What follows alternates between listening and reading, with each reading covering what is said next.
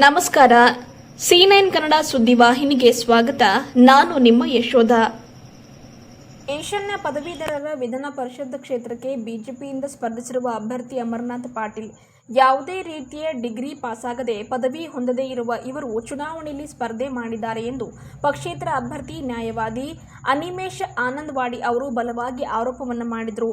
ಬೀದರ್ ನಗರದ ಒಂದು ಪತ್ರಿಕಾ ಭವನದಲ್ಲಿ ಕರೆದ ಸುದ್ದಿಗೋಷ್ಠಿಯಲ್ಲಿ ಮಾತನಾಡಿದ ಅವರು, ನಾಮಪತ್ರ ಸಲ್ಲಿಸುವಾಗ ಲಗತ್ತಿಸಿರುವ ಪದವಿ ಪ್ರಮಾಣ ಪತ್ರಗಳು ನಕಲಿಯಾಗಿವೆ ಎಂದು ಸಾಮಾಜಿಕ ಜಾಲತಾಣಗಳಲ್ಲಿ ಈಗಾಗಲೇ ಬಹಳಷ್ಟು ಚರ್ಚೆಗಳು, ಪೋಸ್ಟ್ಗಳು ಸಾಕಷ್ಟು ಹರಿದಾಡ್ತಾ ಇವೆ. ಹೀಗಾಗಿ ಪದವಿಯಲ್ಲಿ ಪಾಸ್ ಆಗದೇ ಇರುವ ಅಮರನಾಥ್ ಪಾಟೀಲ್ ಒಂದೆಡೆಯಾದರೆ, ಇನ್ನೊಂದೆಡೆ ಕಾಂಗ್ರೆಸ್ನಿಂದ ಸ್ಪರ್ಧಿಸಿರುವ ಡಾಕ್ಟರ್ ಚಂದ್ರಶೇಖರ್ ಪಾಟೀಲ್ ಅವರು ತಮ್ಮ 6 ವರ್ಷದ ಅವಧಿಯಲ್ಲಿ ಈ ಹಿಂದಿನ ಅವಧಿಯಲ್ಲಿ ಪದವೀಧರರ ಯಾವುದೇ ಒಂದು ಸಮಸ್ಯೆಗೂ ಅವರು ಸ್ಪಂದನೆ ನೀಡಿಲ್ಲ, ಸಮಸ್ಯೆಗಳ ಪರಿಹಾರ ಕೂಡ ಮಾಡಲಿಲ್ಲ, ಅವರನ್ನು ಭೇಟಿಯಾಗಿ ಚರ್ಚಿಸದೆ ಕಾಲಹರಣ ಮಾಡಿರುತ್ತಾರೆ ಎಂದು ಆರೋಪ ಮಾಡಿದರು.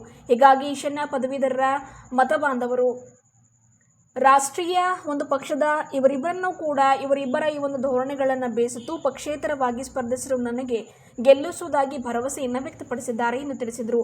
ಜಿಲ್ಲೆಯ ಬಾಲ್ಕಿ ತಾಲೂಕಿನ ಇಬ್ಬರು ಒಂದು ವಿದ್ಯಾರ್ಥಿಗಳು ಅಂತಾರಾಷ್ಟ್ರೀಯ ಮಟ್ಟದಲ್ಲಿ ತಮ್ಮ ಪ್ರತಿಭೆಯನ್ನು ತೋರಿಸಿದ್ರು ಕೂಡ ಯಾವುದೇ ರೀತಿಯ ಅವರನ್ನು ಗುರುತಿಸಿ ಒಂದು ಸರ್ಕಾರ ಆಗಲಿ ಅಥವಾ ಈ ಒಂದು ಅಭ್ಯರ್ಥಿಗಳು ಚಂದ್ರಶೇಖರ್ ಪಾಟೀಲ್ ಈ ಹಿಂದಿನ ಅವಧಿಯ ಕಾಂಗ್ರೆಸ್ ಪಕ್ಷದ ಅಭ್ಯರ್ಥಿ ಒಂದು MLC ಆಗಿರ್ತಕ್ಕಂಥ ಚಂದ್ರಶೇಖರ್ ಪಾಟೀಲ್ ಅವರು ಸನ್ಮಾನ ಮಾಡಲಿಲ್ಲ, ಪ್ರೋತ್ಸಾಹ ಮಾಡುವ ಕೆಲಸ ಕೂಡ ಮಾಡಲಿಲ್ಲ.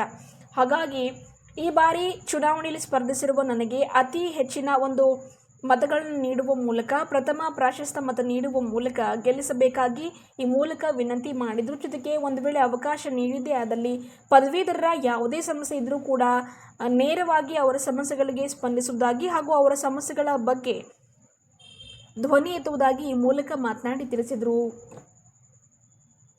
ವರದಿಗಾರರು ರೋಹನ್ ಮನೋಹರ್, ಬೀದರ್. ಮಾನ್ಯ ಪದವೀಧರ ಮತ ಬಾಂಧವರೇ, 2022ರಲ್ಲಿ ನಮ್ಮ ಭಾಲ್ಕಿ ತಾಲೂಕಿನ ಒಬ್ಬ ವಿದ್ಯಾರ್ಥಿ ವೇದಾಂತ ಪ್ರಭು ಆನಂದವಾಡಿ ಇವರು 2022ರಲ್ಲಿ ಅಂತಾರಾಷ್ಟ್ರೀಯ ಮಟ್ಟದಲ್ಲಿ ಅಭೂತಪೂರ್ವ ಸಾಧನೆಯನ್ನು ಮಾಡಿ ಅಮೆರಿಕದ ಯುನೆಸ್ಕೋದಿಂದ ಪ್ರದಾನ ಮಾಡಲಾಗುವ ಯಂಗ್ ಅರ್ತ್ ಚಾಂಪಿಯನ್ ಪ್ರಶಸ್ತಿಯನ್ನು ಗೆದ್ದಿರುತ್ತಾರೆ. ಮತ್ತು ನಮ್ಮ ಭಾಲ್ಕಿ ತಾಲೂಕಿನ ಬೀದರ್ ಜಿಲ್ಲೆಯ ಮತ್ತು ನಮ್ಮ ಕರ್ನಾಟಕ ರಾಜ್ಯದ ಮತ್ತು ಭಾರತ ದೇಶದ ಹೆಸರನ್ನು ಅಂತಾರಾಷ್ಟ್ರೀಯ ಮಟ್ಟದಲ್ಲಿ ರಾರಾಜಿಸುವಂತೆ ಮಾಡಿರುತ್ತಾರೆ.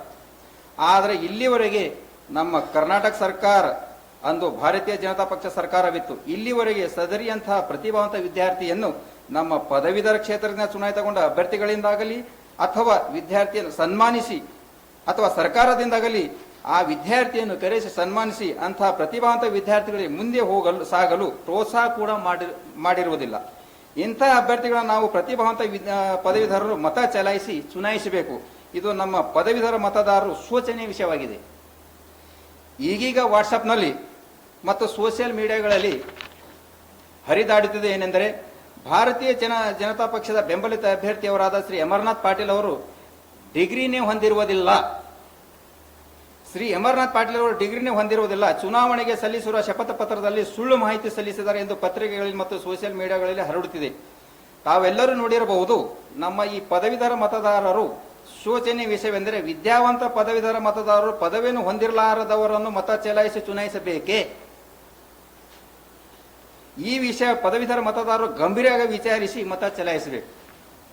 ಪದವೀಧರ ಮತ ಬಾಂಧವರೇ, ನಾನು ಸುಮಾರು 23 ವರ್ಷಗಳಿಂದ ವಕೀಲಿ ವೃತ್ತಿಯನ್ನು ಮಾಡುತ್ತಾ ಜನಸಾಮಾನ್ಯರಿಗೆ ನ್ಯಾಯ ದೊರಕಿಸಿಕೊಡುತ್ತಾ ಬಂದಿರುತ್ತೇನೆ. ಈಗಲೂ ಸಹ ಜನಸಾಮಾನ್ಯರಿಗೆ ಕಾನೂನು ಅರಿವು ಮೂಡಿಸುವುದಕ್ಕೋಸ್ಕರ ಉಚಿತ ಕಾನೂನು ಸಲಹೆ ಕೇಂದ್ರವನ್ನು ನಡೆಸಿ ಜನಸಾಮಾನ್ಯರಿಗೆ ಉಚಿತ ಕಾನೂನು ಸಲಹೆ ನೀಡುವುದರಲ್ಲಿ ತೊಡಗಿರುತ್ತೇನೆ. ಪದವೀಧರ ಮತ ಬಾಂಧವರೇ, ನಾನು ಒಬ್ಬ ಪದವೀಧರರ ಸಮಸ್ಯೆಗಳನ್ನು ಪದವೀಧರರಿಗೆ ಮಾತ್ರ ಗೊತ್ತು. ನಾನು ಈ ಒಂದು ಪದವೀಧರ ನಿರುದ್ಯೋಗಿಗಳ ಸಮಸ್ಯೆಗಳಿಗೆ ಸ್ಪಂದಿಸಿ ಅವುಗಳ ಬಗ್ಗೆ ಸದನದಲ್ಲಿ ಧ್ವನಿ ಎತ್ತಿ ಸರ್ಕಾರದೊಂದಿಗೆ ಹೋರಾಡಿ ಪದವೀಧರ ನಿರುದ್ಯೋಗಿಗಳ ಸಮಸ್ಯೆಗಳನ್ನು ಪರಿಹರಿಸಬೇಕೆಂಬ ಉದ್ದೇಶವನ್ನಿಟ್ಟುಕೊಂಡು ನಾನು ಸ್ವತಂತ್ರ ಅಭ್ಯರ್ಥಿಯಾಗಿ ಈ ಒಂದು ಕರ್ನಾಟಕ ಈಶಾನ್ಯ ಪದವೀಧರ ಮತಕ್ಷೇತ್ರಕ್ಕೆ ದಿನಾಂಕ 3/6/2024ರಂದು ನಡೆಯಲಿರುವ ಚುನಾವಣೆಗೆ ಕಣಕ್ಕಿಳಿದಿರುತ್ತೇನೆ. ನಾನು ತಮ್ಮಲ್ಲಿ ಶಪಥ ಮಾಡುತ್ತೇನೆ, ನಾನು ದಿನದ 24 ಗಂಟೆ ವಾರದ 7 ದಿವಸ ಮತ್ತು ವರ್ಷದ 365 ದಿವಸಗಳ ಕಾಲ ಸದಾ ನಿಮ್ಮ ಸೇವೆಯಲ್ಲಿ ತೊಡಗಿರ್ತೇನೆ ಎಂಬುದು ಮರೆಯಬೇಡಿ. ಮತ್ತು ನನಗೆ ಚುನಾಯಿಸಿ ಕೆಲಸ ಮಾಡಲು ಅವಕಾಶ ಮಾಡಿಕೊಟ್ಟಲ್ಲಿ ನಾನು ವರ್ಷದಲ್ಲಿ ಕನಿಷ್ಠ ಪಕ್ಷ 2-3 ಸಾರಿಯಾದರೂ ಪದವೀಧರರ ಸಭೆಯನ್ನು ಕರೆದು ಪದವೀಧರರ ನಿರುದ್ಯೋಗಿಗಳ ಸಮಸ್ಯೆಗಳನ್ನು ಆಲಿಸಿ ತಮ್ಮೊಂದಿಗೆ ಚರ್ಚಿಸಿ ಮುಂದಿನ ಕ್ರಮ ಕೈಗೊಳ್ಳುತ್ತೇನೆ ಎಂದು ಪದವೀಧರ ಮತ ಬಾಂಧವರಲ್ಲಿ ಶಪಥ ಮಾಡಿರ್ತೇನೆ.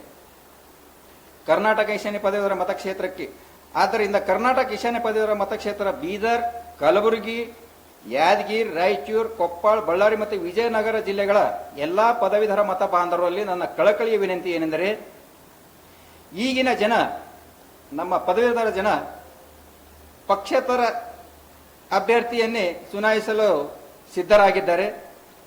ಅವರು ಪಾರ್ಟಿದಿಂದ, ಇವರೇನು ಕಾಂಗ್ರೆಸ್ ಪಾರ್ಟಿದಿಂದ ಆಗಲಿ ಅಥವಾ ಬಿಜೆಪಿ ಪಾರ್ಟಿದಿಂದ ಏನು ಅವರು ಗೆದ್ದು ಹೋಗ್ತಾರೋ ಅವರಿಂದ ಏನದಂತ ಅವರು ಮನಸ್ಸು ಹೋಗ್ತಾರ, ಅವ್ರು ಯಾವುದೇ ಕೆಲಸ ಮಾಡಲಾರ ಸಲುವಾಗಿ ಏನದಂತ ಅವ್ರಿಗೆ ಸರಿಯಾಗಿ ಸ್ಪಂದಿಸದ ಕಾರಣ ಅವ್ರಿಗೆ ಏನದಂತಂದ್ರೆ ಮರೆತು ಬಿಟ್ಟು ಈಗ ಪಕ್ಷೇತರ ಅಭ್ಯರ್ಥಿಯನ್ನೇನ ಚುನಾಯಿತರಾಗಿ ತರಬೇಕು ಅನ್ನೋದೇನದಂತಂದ್ರೆ ಅವರು ದೃಢ ನಿರ್ಧಾರ ಮಾಡಿಕೊಂಡಾರ ಅಂತ ಹೇಳಿ ಅಂತ ಹೇಳುತ್ತಾ, ಜಿಲ್ಲೆಗಳ ಎಲ್ಲಾ ಪದವೀಧರ ಮತ ಬಾಂಧವರು ನನ್ನ ಕಳಕಳಿ ವಿನಂತಿ ಏನೆಂದರೆ, ದಿನಾಂಕ 3/6/2024 ನಡೆಯಲಿರುವ ಚುನಾವಣೆಯಲ್ಲಿ ಪಕ್ಷೇತರ ಅಭ್ಯರ್ಥಿಯಾದ ನಾನು ಅನಿಮೇಶ್ ಮಾರುದ್ರಪ್ಪ ಆನಂದಳೆ, ವಕೀಲರು, ಭಾಲ್ಕಿ, ಬೀದರ್ ಜಿಲ್ಲೆ, ಕ್ರಮ ಸಂಖ್ಯೆ 3ಕ್ಕೆ ತಮ್ಮ ಅಮೂಲ್ಯವಾದ ಪ್ರಥಮ ಪ್ರಾಶಸ್ತ್ಯದ ಮತವನ್ನು ನೀಡಿ ಆಶೀರ್ವದಿಸಿ ಪದವೀಧರ ಮತಕ್ಷೇತ್ರ ಅಭಿವೃದ್ಧಿಗಾಗಿ ದುಡಿಯಲು ಅನುವು ಮಾಡಿಕೊವೆಂದು ತಮ್ಮಲ್ಲಿ ಈ ಒಂದು ಪತ್ರಿಕೋದ್ಯಮ ಮತ್ತು ಮಾಧ್ಯಮಗಳ ಮೂಲಕ ತಮ್ಮಲ್ಲಿ ಕಳಕಳಿಯ ವಿನಂತಿಯನ್ನು ಕೇಳಿಕೊಳ್ಳುತ್ತೇನೆ.